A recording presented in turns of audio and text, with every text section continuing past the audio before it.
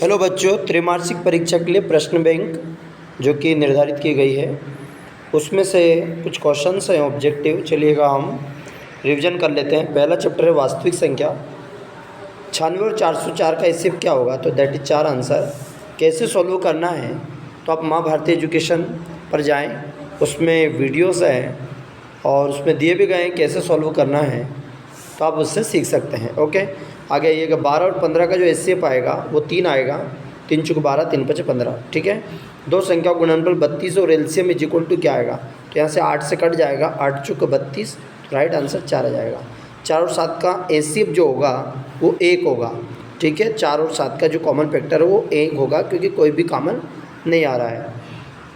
संख्या 5, 15 और 20 का एलसीएम एचसीएफ का अनुपात क्या होगा, तो भाई हम इसका 5, 15 और एलसीएम लेंगे तो वो 60 आएगा और एचसीएफ जो आएगा वो 5 आएगा। ठीक है, जब हम इसको काटेंगे तो 5 एकम 5, 5 दूनी 10, अर्थात 12:1 आ जाएगा। निम्नलिखित में से कौन सी संख्या अपरिमेय है, तो भैया देखिएगा कौन सी संख्या अपरिमेय संख्या। अब देखिएगा √2 अपरिमेय है, √3 अपरिमेय है, √5 अपरिमेय है, उपरोक्त सभी। इसका राइट आंसर क्या हो गया, उपरोक्त सभी, है ना। 12, 15, 21 का एलसीएम क्या होगा भाई, 420 आएगा। ठीक है, इसका एलसीएम यदि एचसीएफ पूछता तो 3 आ जाता। यदि दो संख्या का गुणनफल 135 है, उनका एचसीएफ 3 है, तो एलसीएम क्या आएगा, तो आपको क्या बताया कि जो फार्मूला होता है वो क्या होता है, एलसीएम गुणित एचसीएफ। एलसीएम गुणित एचसीएफ इज इक्वल टू पहली संख्या गुणित दूसरी संख्या। ओके, इससे यदि हम करते हैं तो गुणनफल 135, एचसीएफ तो इसको काट देंगे हम 135 को 3 से। ठीक है, तो 3 चुक 12, 1 बच गया, 3 5 15, 45 इसका राइट आंसर हो गया। 17, 23, 28 का एचसीएफ क्या होगा भाई, जब भी प्राइम नंबर आए यानी कि अभाज्य संख्या है तो उनका जो कॉमन फैक्टर वो 1 ही रहेगा, तो इसका राइट आंसर 1 आ गया। आइए आगेगा। 11 और 13 का एचसीएफ, भाई दोनों ही कैसी हैं, 11 और 13 दोनों ही कैसी हैं, प्राइम नंबर है, अभाज्य संख्या, तो इनका एचसीएफ भी क्या आएगा, 1। तो दो अभाज्य संख्या का एचसीएफ 1 होता है। 8, 9, 25 का एलसीएम 1800 आ जाएगा। ठीक है, इन तीनों का मल्टीप्लाई कर दीजिएगा, 8 × 9 × 25, तो राइट आंसर आ जाएगा 1800।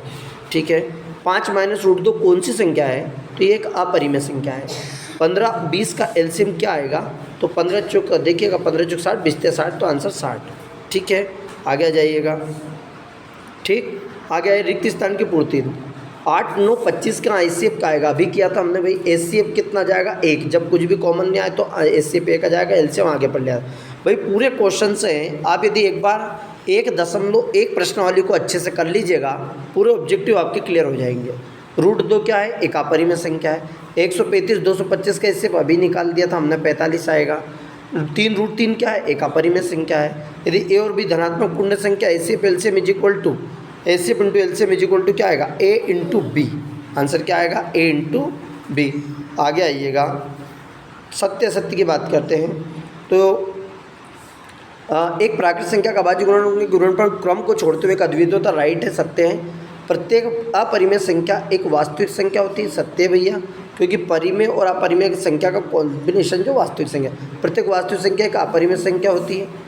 देखिएगा, प्रत्येक अपरिमेय संख्या, जो अपरिमेय संख्या है ना वो वास्तविक संख्या है, लेकिन प्रत्येक वास्तविक अपरिमेय संख्या नहीं होती है, क्योंकि प्रत्येक वास्तविक संख्या जो है वो परिमेय और अपरिमेय दोनों होती है। पर यहाँ पे एक अकेला अपरिमेय दिया था, इसलिए गलत हो गया।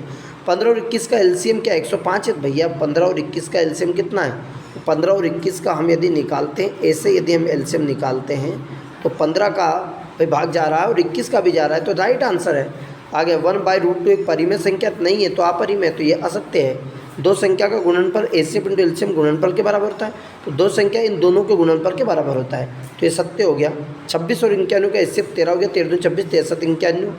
ठीक है, सत्य हो गया ये। यदि पी कोई एक अभाज्य संख्या पी ए स्क्वायर को विभाजित करता है, तो पी ए को भी विभाजित करेगा, ये धनात्मक पूर्णांक के सत्य है। चलेगा, सत्य सत्य हो गया भैया। आगे आइएगा, सही जोड़ी मिलाइए। 306, 657 का एचसीएफ आप निकालेंगे, ऐसे मतलब दोनों का जाना चाहिए भाई, 9 जाएगा। आगे ये √2 क्या है, एक अपरिमेय संख्या है। 9 और 27 का एलसीएम क्या आ गया, 27 है। एक शब्द में उत्तर लिखिएगा। 94 और 40 का एचसीएफ, तो भाई 94 और 40 का एचसीएफ अभी निकाल दीजिएगा आप। 94 तो 94 और 40 का जो आएगा शायद 2 आएगा। देखिएगा आप जब हल करेंगे तो 2 से चला जाएगा, है ना, और ये दोनों कट जाएगा तो इससे कितना जाएगा 2। 126 का भाज्य गुणनखंड लिखिए, तो आप कैसे करेंगे 156 को ऐसा कर दीजिएगा, ठीक है। आगे आइएगा 2 से काट दीजिएगा, ऐसे आ जाएगा। 12 30 का एलसीएम करना ही है आपको। क्या √5 एक अपरिमेय संख्या, बिल्कुल सत्य है। आगे आइएगा यस। और 8 9 का एलसीएम क्या आएगा, तो 1 आएगा। 140 का भाज्य गुणनखंड ये आपको हल करना है। 156 का भाज्य गुणनखंड के रूप में ये भी आपको करना है। तो भाई जब ये क्वेश्चन को हल सॉल्व करना, हम केवल इसमें ऑब्जेक्टिव हल करेंगे, बाकी के जो क्वेश्चंस हैं वो पूरे वीडियो डले हुए हैं, उस वीडियो के माध्यम से आप उसमें से निकाल लीजिएगा, राइट आंसर आ जाएगा। इसके बाद भी आपको यदि कोई से क्वेश्चंस में दिक्कत है तो आप कमेंट सेक्शन में टाइप कर सकते हैं, वो आपको उसका सोल्यूशन मिल जाएगा। यदि द्विघात बहुपद x स्क्वायर b x है तो अल्फा इंटू बीटा का मान जो होता है वो c/a होता है। X square alpha plus beta की वैल्यू -b/a होती है।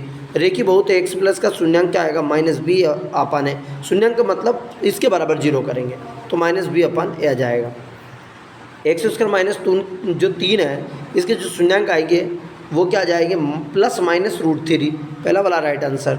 एक्स स्क्वायर 7x प्लस 10 के शून्यांक आएंगे तो 5 दूनी 10, -2 और -5 आ जाएगा।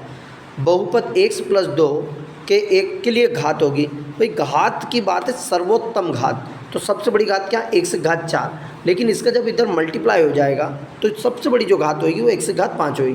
तो राइट आंसर 1 से घात 5। यदि द्विघात बहुपद के शून्यांक -3 और 4 के द्विघात बहुपद, भाई इसको सॉल्व करना है तो दैट इज जब राइट आंसर आएगा तो जब सॉल्व करेंगे तो ये आ जाएगा। भाई इनका द्विघात बहुपद ही आना चाहिए, जब सॉल्व करें तो ये आ जाना चाहिए। आगे आइएगा, निम्नलिखित द्विघात कल शून्यांक आ रहे हैं प्रतिच्छेदन, तो ये भी करना है आपको। बहुपद देखिएगा जिनकी आने की प्रोबेबिलिटी ज़्यादा होगी हम उन पर ज़्यादा चर्चा करेंगे। 6x स्क्वायर 13x प्लस 7 की घात कितनी होगी, तो सबसे बड़ी घात कौन सी है, 2। मतलब जो बहुपद की घात जो सबसे बड़ी होती है वही उसकी घात होती है, इसके आने के चांसेस ज़्यादा है। X square plus 10x plus 24 के शून्यांकों का गुणनफल क्या होगा, तो भाई c/a होता है। अब शून्यांक गुणनफल मतलब यहाँ पे क्या है, 24, तो आंसर क्या आ गया, 24/1, तो राइट आंसर क्या है 24। एक्स स्क्वायर माइनस के शून्यांकों का योग क्या होगा, तो -b/, -4, तो थाई से एक और माइनस लग गया तो देन माइनस माइनस क्या हो जाएगा, प्लस हो जाएगा, तो 4/1। अब भाई 4/1 तो सर ऑप्शन में नहीं है, तो राइट आंसर क्या आ गया, 4 है। आगे आइएगा, भाई निम्नलिखित में से कौन सा बहुपद नहीं है, बहुपद नहीं है, तो बहुपद क्या है, एक तो इसकी जो पावर है भाई वो x की जो पावर चर राशि की घात हो धन पूर्णांक होनी चाहिए। तो देखिएगा यहाँ 2/3 आ गया, ये एक्स स्क्वायर √3 नहीं है, तो ये जो बटे में जो x दिया है ये नहीं, क्योंकि इसकी जो पावर आ जाएगी वो x की पावर -1 आ जाएगी। Okay done. आगे आइएगा, ये रिक्त स्थान दिया गया है ना, तो अब समझ में आ गया होगा आपको। तो रेखीय बहुपद x प्लस अभी निकाला हमने भाई -b/a है, ठीक है। दो बहुपदों का गुणनफल एक बहुपद हो जाएगा, एक बहुपद है ना। एक्स स्क्वायर के शून्यांकों का योग वही योग अल्फा प्लस बीटा -4/1, -4 आ जाएगा। गुणनफल पूछा है आपसे तो ये 8 आ जाएगा, 8/1, तो 8 आ जाएगा। आगे आएगा शून्यांक, ये भाई के वैल्यू का हटा ही दिया सिलेबस है, ऑलरेडी सिलेबस में से कोई टेंशन नहीं। घात 1 वाले बहुपद को क्या कहते हैं, रेखिक बहुपद कहते हैं। क्या बोलते हैं भाई, जो मैं बोल रहा हूँ उस पर ध्यान दीजिएगा। द्विघात बहुपद में शून्यांकों का अधिकतम संख्या कितनी होती है भैया, द्विघात बहुपद है तो 2 होगी। बहुपद की घात कितनी, सबसे बड़ी घात कौन सी, 3 है, तो भाई 3 हो गया, राइट आंसर आइएगा। यदि अल्फा और बीटा बहुपद 2x स्क्वायर 5x प्लस के शून्यांक अल्फा प्लस बीटा की वैल्यू तो -b/a होता है। -b कितना है, -5 हो गया भैया, और a की वैल्यू कितनी आ गई, 2 आ गई। ओके डन भैया। आगे आ जाइएगा, सत्य आ गई। अब इससे इतना ही कर लीजिएगा, इतने में आपको थोड़ा सा समझ में आने लग जाएगा, ठीक है। आगे चैप्टर नंबर 3 है तो थोड़ा थोड़ा हम डिस्कस कर लेते हैं कैसे आपको करना है। द्विघात आपसे पूछा है यहाँ पर, द्विघात बहुपद, ठीक है। आगे आइएगा कि दो चरों का रेखिक समीकरण कौन सा, दो चर किसे कहेंगे जिसमें 2 चर होंगे। भाई यहाँ पे देखिएगा घात 2 है, यहाँ पे 2 घात है, ये 2 घात है, तो कौन सा राइट आंसर है, डी इसका राइट आंसर है। a1/a2 रेखिक युग्म, तो यह रेखिक युग्म पूछा है a1/a2 तो अद्वितीय हल होगा भैया। यहाँ पे सबसे इंपॉर्टेंट यही है, अद्वितीय हल, और कोई हल नहीं होगा, अनेक हल होंगे, बस यही राइट आंसर है, ठीक है। तो यहाँ पर कौन सा आ जाएगा, कोई हल नहीं होगा यदि a1/a2 = b1/b2 ≠ c2 है तो। ओके आगे आइएगा, आगे बात करते हैं इसका क्या आ जाएगा, a1/a2 बराबर इसके अनेक हल होंगे। रेखिक समीकरण में अद्वितीय हल होने की शर्त क्या है? a1/a2 is not equal to b1/b2। आगे आइएगा, कोई हल नहीं होता है, इसकी शर्त क्या है? तो इसकी शर्त है a1/a2 बराबर b1/b2 is not equal to c1/c2। आइएगा नेक्स्ट, रेखिक युग्म में अनेक हल होंगे। भाई आगे पीछे दे दिया सेम टू सेम, तो a1/a2 बराबर b1/b2 is equal to c1/c2। सबसे ज़्यादा क्वेश्चन से ऐसे पूछे जाते हैं इसके। ठीक है भाई, इसको तो अच्छे से कर ही लीजिएगा, वार्षिक परीक्षा में बहुत आएंगे इसमें क्वेश्चन। समीकरण इसमें x की वैल्यू 1 रख दीजिएगा, तो 2 एकम 2 आ गया। भाई प्लस का 2 इधर गया तो काय का हो गया? माइनस का।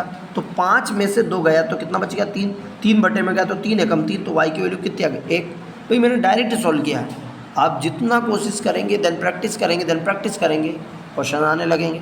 वह समीकरण जिसको x by प्लस c के रूप में रखा जाता है, जहाँ a b c एक वास्तविक संख्या है, तो क्या शून्यांक नहीं होंगे? तो 2 चर x और y में कैसा समीकरण होगा? तो एक रेखिक समीकरण होगा भैया। क्या होगा? एक रेखिक समीकरण। 2x प्लस वाई बराबर के, x बराबर 2 है, y बराबर 1, भाई रख दीजिएगा, तो 2 दूनी 4 और y की वैल्यू रख दो 1, तो कितना हो गया? 5 आ जाएगा। के का मान कितना आ जाएगा? 5।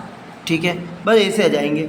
2 चरों में रेखिक समीकरण के अनेक हल होते हैं, तो 2 चरों में एक रेखिक समीकरण के अनेक हल होते हैं। बिल्कुल 2 चरों में एक रेखिक समीकरण है, होगा। रेखिक समीकरण का प्रत्येक हल तो सत्य के ज़्यादा नहीं, यहाँ से वस्तुनिष्ठ आता है, तो a1/a2 वाला अच्छे से कर लीजिएगा, काम हो जाएगा। आगे चलिएगा, ये सेम टू सेम रिपीटेशन होगा इनका। चैप्टर नंबर 4 पे चलते हैं हम। क्वेश्चन तो आपको वहीं से करना है भाई, ऑब्जेक्टिव को पढ़ लीजिएगा ध्यानपूर्वक, इतना समय है, एक बार आप ठीक से रिविजन कर दीजिएगा, आ जाएगा आंसर, घबराएं नहीं। यदि द्विघात समीकरण x² bx के मूल समान हो, तो यहाँ पर मूल का भी विविक्तिकर का मान पूछेगा। तो विविक्तिकर का मान क्या होगा? जब मूल समान हो तो 0 होता है, तो d की वैल्यू कितनी होती है? 0 आ गया। x² x-1 के मूलों की प्रकृति कैसे होगी?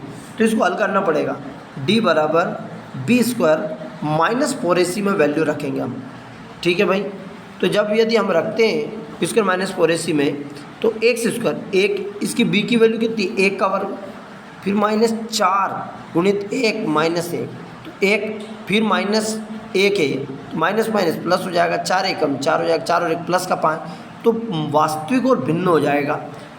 तो यदि प्लस में आंसर आया तो वास्तविक और भिन्न है, माइनस में आया तो अधिकल्पित मान है, अर्थात वास्तविक नहीं होंगे, और यदि 0 आंसर आया तो क्या जाएगा? मूल बराबर। यदि द्विघात समीकरण की चर की अधिकतम घात कितनी होती है? 2 होती है। द्विघात समीकरण में विविक्तिकर का सूत्र क्या है भाई? d बराबर b² -4ac, पहला वाला d बराबर b² -4ac। लिखित में से किस द्विघात समीकरण के मूल वास्तविक होते हैं? भाई इसमें से सॉल्व करना, भाई जिसके आंसर प्लस में आ जाएंगे वो वास्तविक हो जाएगा। ठीक है, तो x² के मूल होंगे, भाई इसमें भी सॉल्व करना पड़ेगा आपको पूरा का पूरा। तो ये सॉल्व करने वाले क्वेश्चन इनको सॉल्व करो। लिखित में वर्ग समीकरण नहीं है, इनको सॉल्व करो। वर्ग समीकरण कौन सा नहीं है? भाई जिसकी घात 3 होगी वो वर्ग समीकरण नहीं है, घात 2 होनी चाहिए वर्ग समीकरण के लिए, तो भाई इसको सॉल्व करेंगे तो ये नहीं होगा, क्योंकि ये भी सॉल्व हो जाएगा, ये भी हल करेंगे तो ये कटपिट हो जाएगा। पहला वाला इसका राइट आंसर नहीं है, क्योंकि नहीं होगा, क्योंकि a² + b², तो x² से x² कट जाएगा। बाकी आप सॉल्व करके भी देख सकते हैं। तो इस तरीके से यहाँ पे क्वेश्चन इस तरीके से जाएंगे, मूल काल्पनिक और वास्तविक वालों के मूलों की प्रकृति कैसी होगी। जैसे एक रिक्त स्थान देखिएगा थोड़ा सा, एक समीकरण px बराबर 0 के द्विघात बहुपद हो तो कैसा कहलाता है? द्विघात समीकरण कहलाता है। किसी द्विघात समीकरण की अधिकतम घात कितनी होती है? 2 होती है। x माइनस के मूल कैसे होंगे? तो एक तो प्लस का 3 हो जाएगा और ये माइनस का 4 हो जाएगा। ठीक है, आगे आइएगा, यदि द्विघात समीकरण के मूल वास्तविक समान है तो विविक्तिकर का मान क्या होगा? d बराबर 0 होगा। यदि x² bx विविक्तिकर का सूत्र है तो b² -4ac है। ठीक है, रिक्त स्थान को थोड़ा देख लीजिएगा। द्विघात समीकरण का मूल ज्ञात प्राचीन भारतीय गणितज्ञ किसने दिया था? सिद्धार्थाचार्य ने दिया था। किसने दिया था? द्विघात समीकरण का विविक्तिकर यदि ऋणात्मक है तो क्या होगा भाई? d बड़ा होगा किससे? किससे? 2-3 चीज़ बड़ी थी, d बराबर 0 और d <0। तो कौन सा होगा? d <0, क्योंकि 0 बड़ा है, ऋणात्मक होगा तो d <0 हो जाएगा। भाई आगे पूछा है x - 1 और x + 1 के मूल क्या होंगे? एक तो प्लस का 1 हो जाएगा, एक माइनस का 1 हो जाएगा। आगे यदि px द्विघात समीकरण तो px बराबर 0 को द्विघात समीकरण कहेंगे। क्या कहेंगे? द्विघात समीकरण कहेंगे। द्विघात, इस प्रकार के क्वेश्चन यहाँ से पूछे जाएंगे भाई। आगे देखिए, x² के मूल ज्ञात करने का सूत्र क्या है? -b ± b² -4ac अपॉन 2 है। ओके, मूलों की प्रकृति याद करनी है, तो ये मूलों की प्रकृति अभी हम कर चुके हैं। ये चैप्टर नंबर नेक्स्ट देखिएगा, ये प्रथम पद, यहाँ प्रथम पद सार्वंतर यही याद करना है बस। तो यहाँ पर 3 फार्मूला आप अच्छे से कर लीजिएगा। कौन कौन से? an बराबर a plus n minus 1 into D. General form आपसे पूछा जाएगा, यहाँ से क्या पूछा जाएगा? जनरल फॉर्म यदि यहाँ से पूछा जा रहा है तो जनरल फॉर्म का आएगा भैया a प्लस डी और a प्लस 2d, ये इसका जनरल फॉर्म है। भाई प्रथम पद में सार्वंतर पूछा है तो प्रथम पद पहला कौन सा होता है? 3/2 होता है। फिर अब ये 2 ऑप्शन में 3/2 रहेगी, a2 माइनस a1, तो क्या जाएगा? 1/2 माइनस इसका जब a2 माइनस a1 करेंगे तो 1/2 माइनस 3/2, 2 एलसीएम ले लिया, 3 में से गत माइनस 2 एकम 2, तो वही माइनस का 1 आंसर आया। क्या जाएगा? 3/2 माइनस का 1। 10 7 4 का 30वां पद, तो सूत्र लगा देना a प्लस 29d। भाई a और d की वैल्यू रख दो, आंसर आ जाएगा -77। इसका -77 में आएगा, क्योंकि भाई 30वां पद पूछा है तो घटता ही जाएगा। और आगे आप सॉल्व करके देख लीजिएगा। 11वां पद पूछा है इसमें, तो वही इसका 22 आ जाएगा। 11वां पद का सूत्र होता है a प्लस 10d। यहाँ वैल्यू रखना है, 1/2 बढ़ रहा है तो d की वैल्यू रख देना, 5/2 ढाई बढ़ रहा है। ठीक है, तो a की वैल्यू जाएगी -3, 10 आ जाएगा। d की वैल्यू 5/2, 2 से 2 5 10, 5 25 में 3 गया तो 22। ऐसे ही राइट आंसर आ जाएगा। भाई इसको सॉल्व कर करके देख लीजिएगा, है ना। ये चैप्टर नंबर 5 है, यहाँ से AP और ये ही पूछे जाते हैं।